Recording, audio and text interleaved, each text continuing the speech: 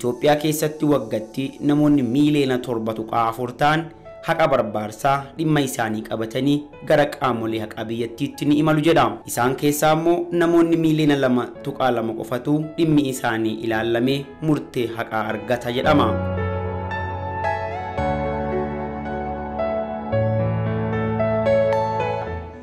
Kanaan digirii qabatanii dhaqatanii achi kaa'u, diploomaa qabatanii dhaqatanii achi kaa'u, sartifikeetii qabatanii dhaqatanii achi kaa'u, firoomaan dhaqatanii achi keessa ol suuqu.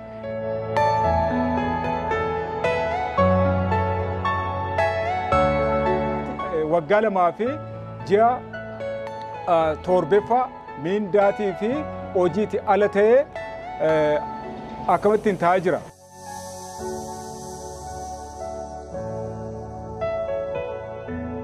Namni seera interpreet godhee hiikuu hin dandeenye, loojikiitiin hiikuu kan hin dandeenye, faayidaatiin kan xaxame achi taa'eeti namni dhugaatuu qabu dhugaa akka itti argatu dhabee rakkataa jira.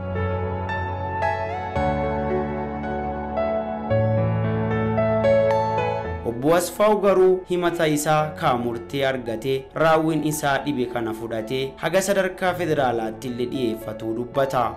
Beellama natti dheeressuutiin murtoon koo faayidaati ala akka inni ta'u ati nu gaafachuudhaaf iyyuu mirga hin qabdu xalayaa koo deebisanitti darbatan.